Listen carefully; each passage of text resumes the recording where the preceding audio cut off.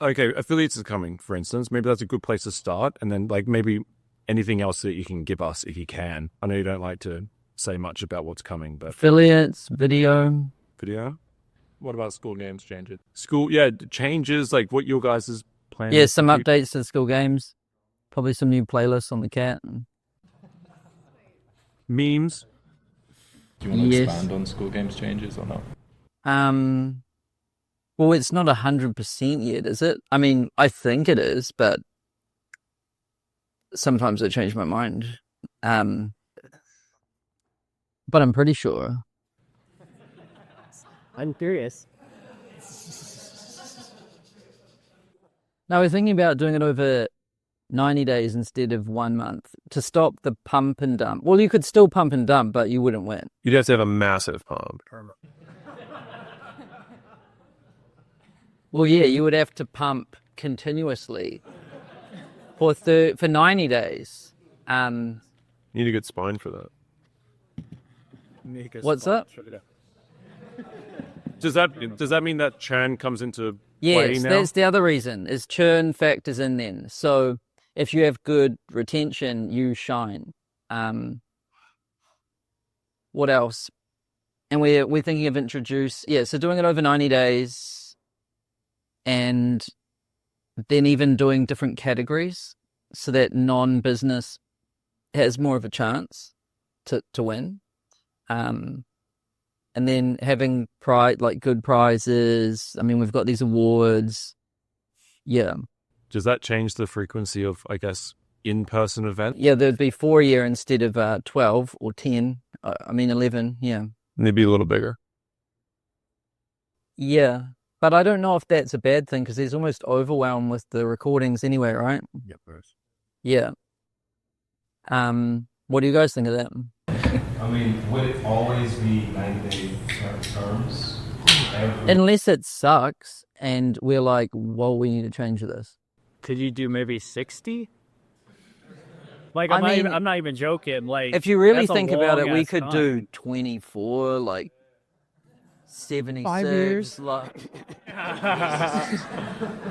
Because 2 at least gives 2. 5 years. You have to dedicate your life to the platform. I know. I'm cool with it. I just like.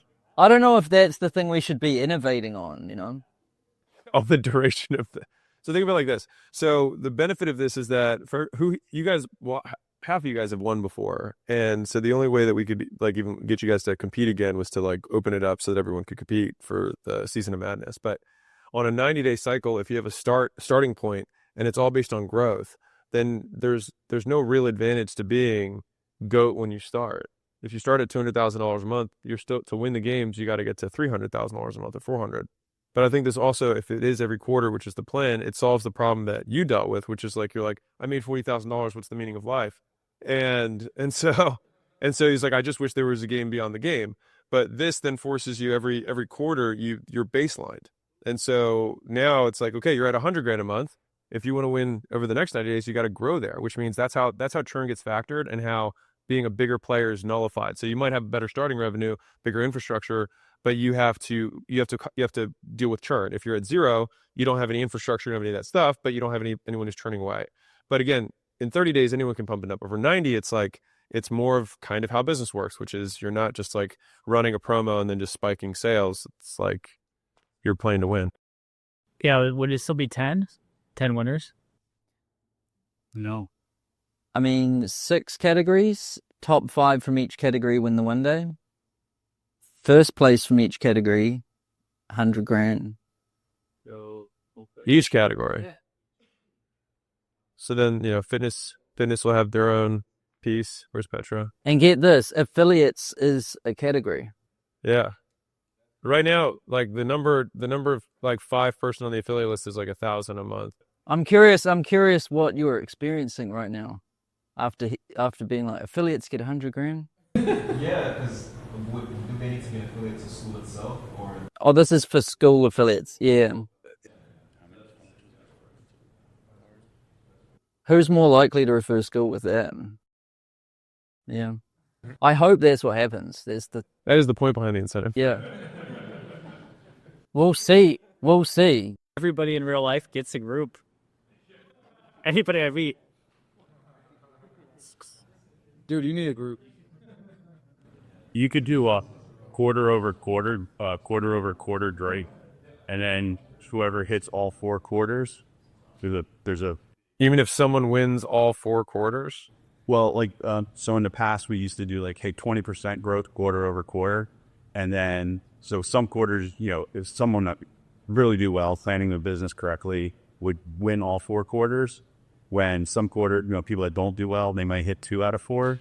So 4 out of 4, we called it fame, but long story short, you can call whatever you want. But someone that hits all 4 quarters, then there's like an annual prize trip, whatever you want to call it, because it's kind of putting in the cycle of like what a real business would do, quarterly earnings, and then how you could. Where you just keep advertising and keep selling and keep delivering. It's crazy shit. Yeah, you would win $400,000. Yes, there's that. And yeah. Your business would grow too. And you would also have a badass business. And you could do inside those quarters, you could do percentage of increase, and then you could do percentage of new affiliate increase, and then you could do like, divide even into that. And then I think we're just doing whatever you started at, person who grew the most, 90 days. If you win 4 times in a row, you get an extra $400,000. Or likes the 100. No. We measured MRR gain or loss. So, because once you get to say like 100 or 200, it's quite hard just to even maintain it, right? So that person it's harder for them to win the bigger they get in a way, because they have to not only maintain it, but it's what they can grow on top of that. So it kind of naturally gives new people a bit of an advantage. But a big group could still grow from 2 to 3. Yeah, at $1 million. So right. Yeah, so they've still got a chance, but it is harder. I think it's a nice way to do it, and everyone thinks about churn once you make the period 90 days. Well, you can make one of the categories new affiliate, but then you could do new affiliate with 3-month stick, new affiliate with 6-month stick as like a subcategory within it. We could do all kinds of things. Yeah, and to Daniel's point, this also makes annual make a ton of sense for a lot of people who want to win the games. This way, it's like you guarantee, you lock in that you're going to get 3 months of, and also it really, because if you're thinking about multiple games, if you want to win multiple times, then it's like, okay, well, if we sell everybody into annual, then we know that that's locked in for this quarter and next quarter, so it's not going to turn next quarter either. Almost like real life, where you care about making money. I had a question. Sorry, you guys are still talking about. I know. With the dashboard data, will we eventually be able to see historically? Because I think as it is now, we can see that for the last week. But will we eventually be able to go back in time to see how what we've done has impacted our metrics? Yeah, that's cool. Makes a lot of sense. Because we're screenshotting and databasing at the moment. Oh, that makes sense. Yeah, that's okay. If you guys are going to ball out on the affiliate side, it'd be really nice to have some more affiliate stats in the dashboard, like clicks and MRR. Yeah, we're going to give affiliates a lot more love. Yeah, sub IDs would be freaking amazing. So on our 157, 131,000 of that came from the affiliates. So on 100 and just round numbers, 157,000 in MRR, 131,000 of that didn't come from advertising, it came from our affiliates. From our students, actually, referring more students. Nice. Affiliates pretty good. Like most of our growth comes from affiliates too. So and it's interesting because we kind of neglect it. We literally do not. That was the idea. It's like, what if we didn't? That was our brilliant idea. So. This thing gets us 55% of all of our traffic. We're like, what if we gave a shit? Like that was what if we tried? Like that would be a good idea. It'll help the stick, because in order for the affiliates to keep their override revenue, they have to maintain their membership. Do you plan to give us access to email of people who initiate checkout? Email of people who... You mean abandoned cart? Yes. Yeah. Oh, okay. We'll do the sequence, like, yeah. We're already working those. Okay. I'm not you mistaken, run the right? sequence for us. Yeah, we'll do it, yeah. Because that way we can, if they click, like, we can take them straight back to checkout instead of getting them to log in, which is like going to kill the conversion rate. We can auto log them in. And we can test it across every single community and have so much more data to know, like, this is the best sequence, the best messaging, whatever. Okay. What would be the best way to, like, prep your community to want to do internal affiliates when it first gets launched right away? For yourself? Like, for our group. Just have a good product, good community, happy customers, good support, good stories. Because that's what they're going to be promoting. Yeah. Good incentive. And a good culture. Like, I think that people want to share something that they want people to be a part of, you know? I would also not be stingy on affiliate commissions. Like, maybe set by you guys, though? Or no, actually. Pardon? Isn't the affiliate commission going to be set by you Nah, guys? you'll be able to set it. Do you know the percentages that we can set? Or is it 0 to 100? Yeah, why not? Do you have like one set percentage, or do you have multiple like pricing? 100 doesn't make much sense. Maybe we won't do that. Because there's fees, and I bet you people won't even think of that. So you'll be like -3. Yeah, on every transaction. So call it like just call it like 90%, 80%, whatever. But you can move it. But the big thing, my point was that being not greedy, I think, is a smart move, especially if you have a front end, back end setup. Like if you're at 125, like I would give like 90%. I would give as much as I possibly could for my front end. If people just feed that becomes their business, and then I know I just get free leads that I can just ascend myself into the back end. It'd be monthly though, right? For their commission. Yeah. I mean, I like people making money. Yeah. People like you more when you make them money. Would it be possible to give a link to people who aren't in the group to promote the paid group? So, for example, people who maybe couldn't afford our paid community. We can, but that's dangerous because then people will start like sharing those around and joining that way, right?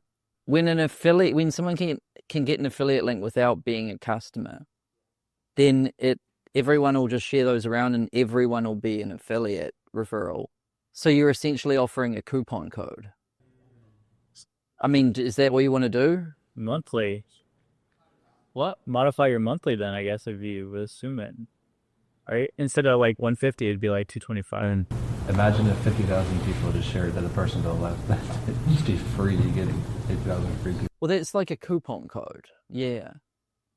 I mean, we'll probably start with only your members can do it, and then we'll go from there. Like, because that's what most people want, and who knows what happens from there. And basically every big referral-based business has a minimum requirement for qualifying to be an affiliate. But whether it's a supplement company or it's an insurance agent, like every single person has like some base fee that they have to pay. They have to be a customer. They have to have some, otherwise it's just chaos. If you think about it too, it'll help your churn.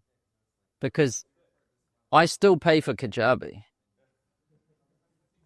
Because I got like 20 grand a month. An affiliate commission, I still pay. I'm like, fuck. Someone said it would be really cool to have the same sequence we have when we create a new community, which is like if you invite 3 friends, Skool becomes free. I can't remember who said that. I think it was Miles. Yeah, your group would be free. So you could like incentivize. You charge $100 a month for your group, and then you have that in the onboarding experience that says get your community for free if you refer 3 people at say the 40%. Yeah. Like if we had the same, like that specific. Oh, you thing want that? Yeah. What graphic? The refer 3 friends on the side that we remember. Oh, the pyramid scheme? No, I call it that because you know how some people think Skool is a pyramid scheme? I was like, what is it? Like, why do they think that? So Kirby started asking them, and it's that thing on the leaderboards. Really? Yeah, because that little box. They come in, and if you present them with like, get it for free, refer 3 friends, they're like, what? I thought I was building my thing. And it's subtle, but that's all it takes to make people think that way, right? So would you recommend not having that for us then? Well, probably. We could just say, I mean, I feel like that would kind of be the whole thing anyway, right? We would say that. You could get it for free if you invite. I'll figure it out. And then you'll be able to call it whatever you want. Yeah. When Skool decides to add like a second tier, of subscriptions? I don't think they will, dude. Well, I think they will. Like you will add maybe potentially a second tier, right? Maybe not. Potentially, if you do decide to do that, like put it like that. Does the affiliate fee go? Would it go with it? Does that make sense? No, we'll give you everyone on 99 the affiliate thing, yeah. How does it work for sales tax? Sales tax? What kind of sales tax? 18 euro. Oh yeah. So it does. It's like a merchant of record thing. If you know what that is, MOR. Nope. Well, it's technical and like not that awesome. So like, I can tell you about it afterwards. Yeah. So you would settle payouts from the upcoming payout that we get paid, or does our revenue still get the whole 100% and then Tal do a withdrawal? I think we will just give you, like, let's say you set it at 30, and let's say your product's $100. We'd just give you 70, and we'd give the affiliate 30. Because we experience the whole cash flow, and then you kind of withdraw from our accounts too.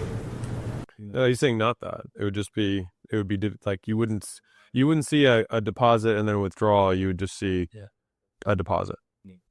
I guess I'm asking for the sake of cash. I'm the credit guy, right? So for the sake of cash flow, it looks good to me. Yeah, but it's also like, if we do it this way, then your accounting is a million times easier, because you don't have to do KYC and 1099s for every affiliate.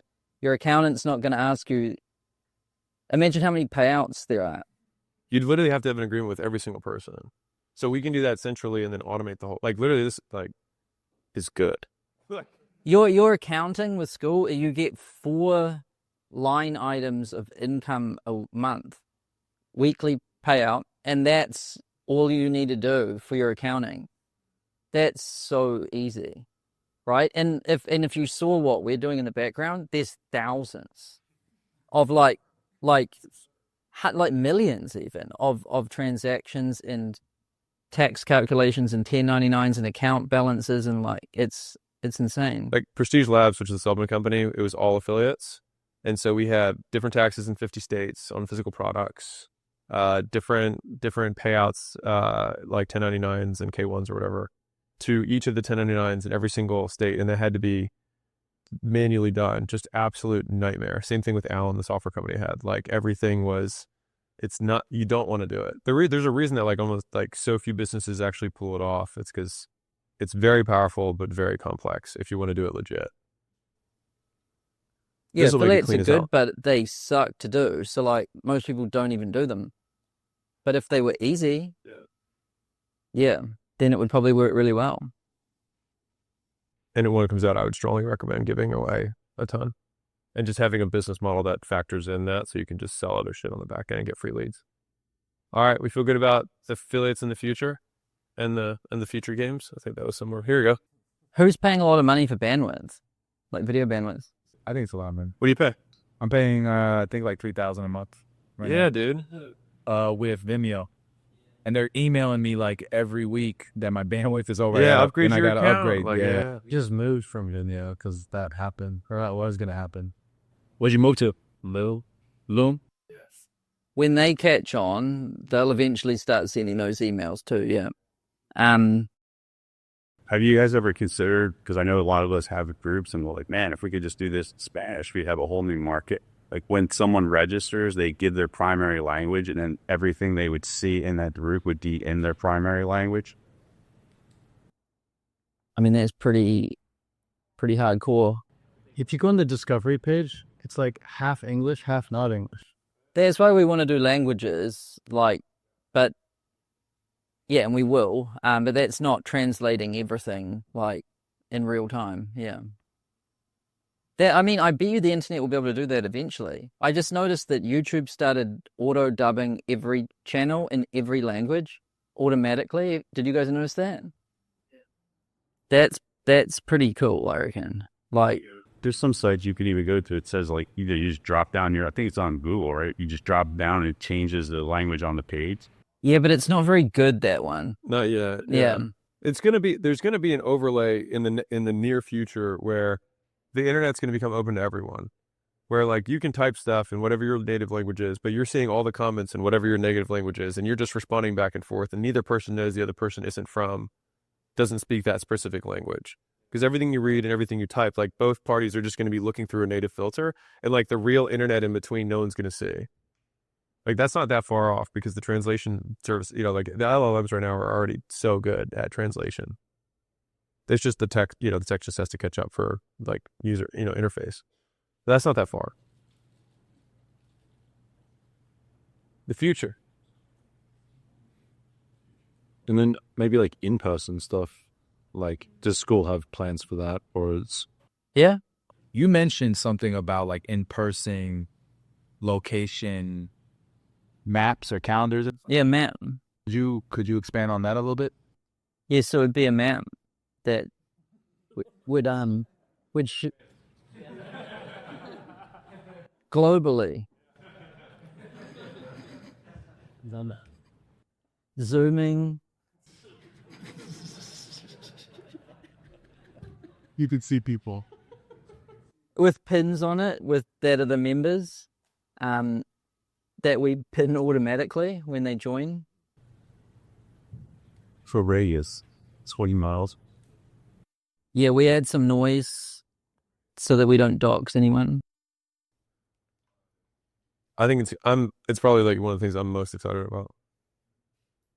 I just think about everyone, like you think about your community, it's such a different vibe to be like, oh, there's like 6 people who live in my like city. This is sick. We had somebody like a couple months ago. They found out they were all from like Miami. Yeah. 6 of them like met up for coffee. It was really cool. Yeah. You'll also be able to put events on the map if they have an address.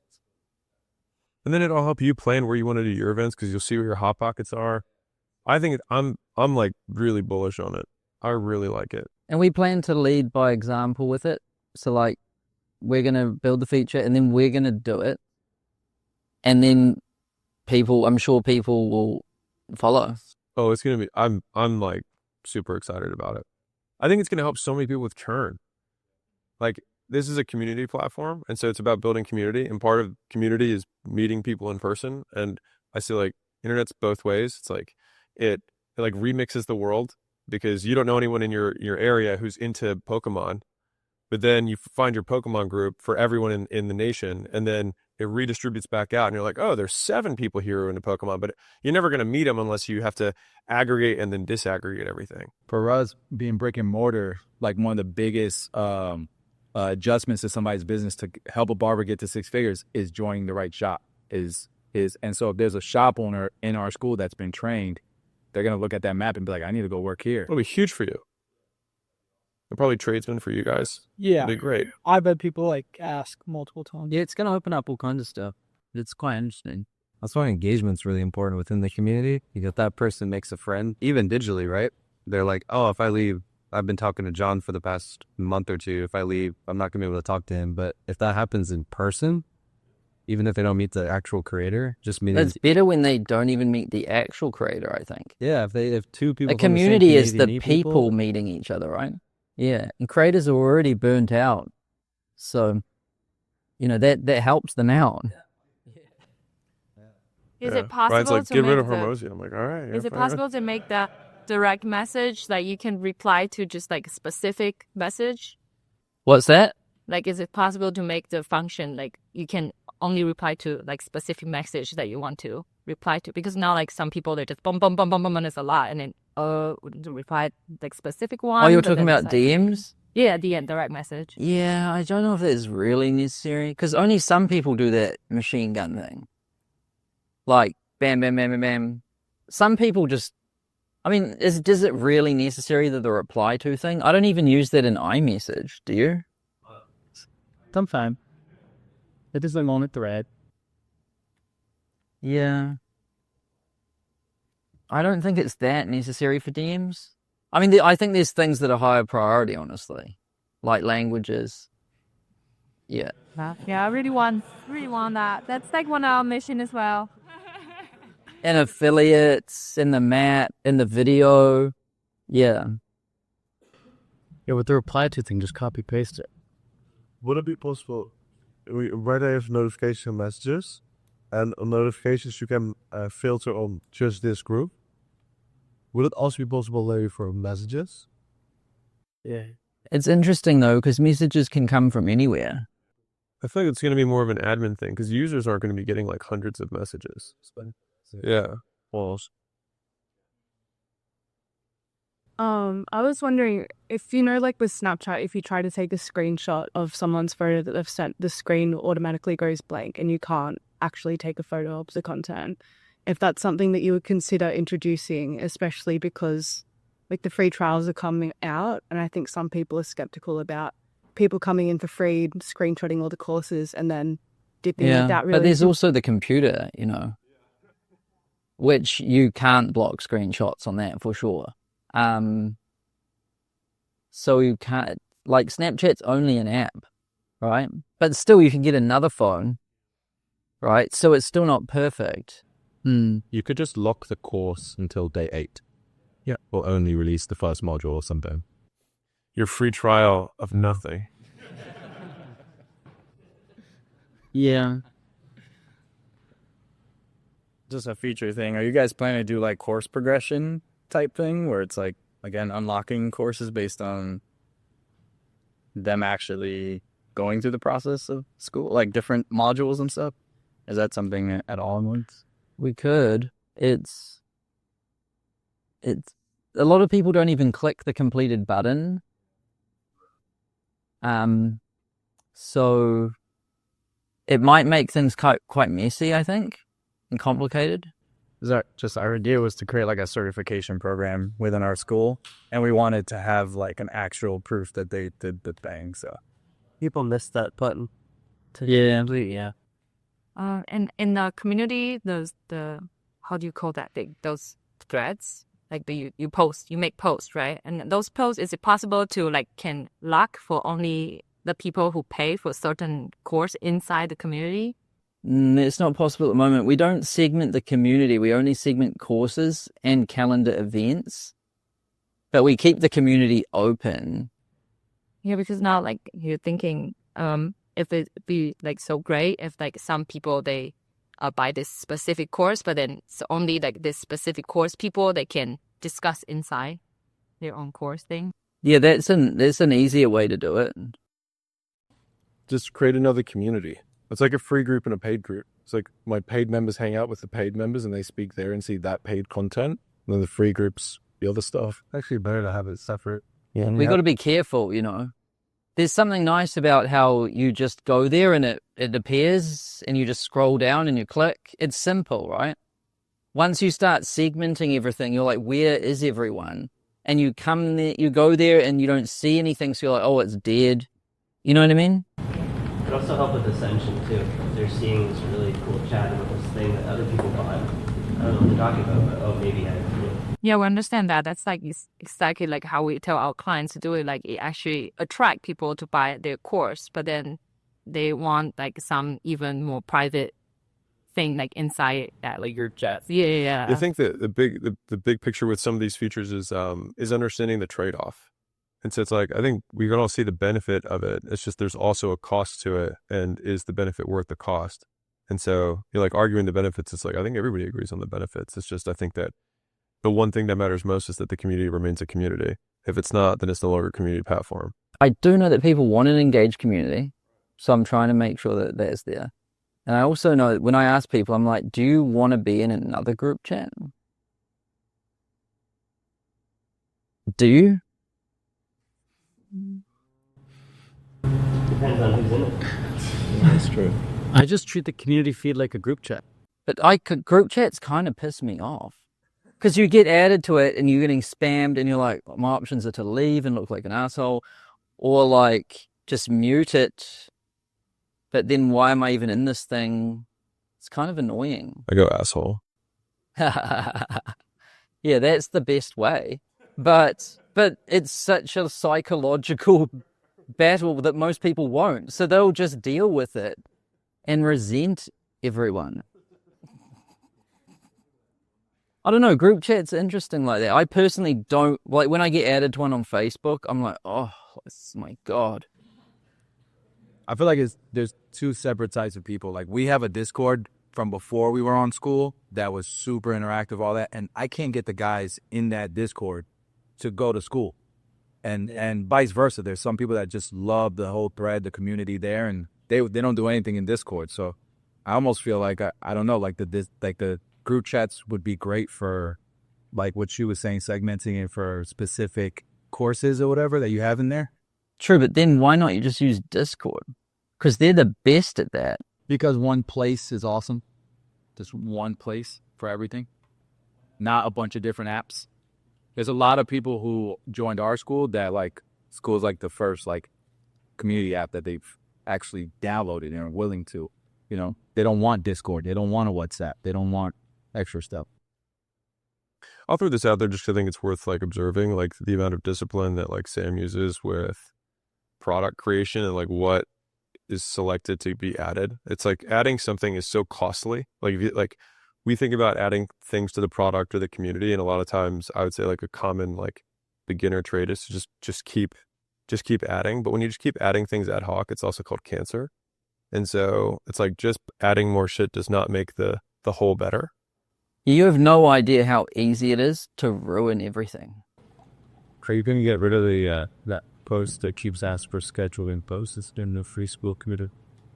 There's another one that I think could ruin it real fast. Yeah, people want to know that it's you actually hitting submit. I also think this is me just so like our team for making content, we act like we went away from like scheduling things out and being able to like I want someone to have their thumb over it and hit submit, because there's like 100 things that run over between your head like right before you do it, because you're like, fuck, is this actually good? And then I don't know if you've ever done like right before you do it, you're like, I'm going to rewrite this and make it better. If you when you pre-plan stuff, you're just like, I'll just write this and it'll go out in a week, like whatever. And then it goes and you're like, oh, it's not as good as I thought it was going to be. But like I feel like just the fact that you could immediately get feedback from it, you know what a good post is because you immediately see comments, response, likes, whatever. Yeah, I think one of the best things about Skool is that it feels very human, right? Like you're actually talking to a person. Yeah. People have offered to like ghostwrite for me, like on my profile, because I only do Skool. I have no outside stuff. And my response back to them is I'd never send someone on my behalf to like a barbecue or like a family event, because like we're all real people. Like we're all friends here. Like I would hate if I was making posts and then Kirby was responding to it and being like, well, that wasn't me, or they're I would responding never to talk comments. to you again. Exactly. If you were faking me, like a conversation, that's pretty messed up. That's my feeling about it. Like, look what happened to the OnlyFans dudes. Like, they were pretty upset about it too. Not chatting to who they thought they were chatting to. Yeah.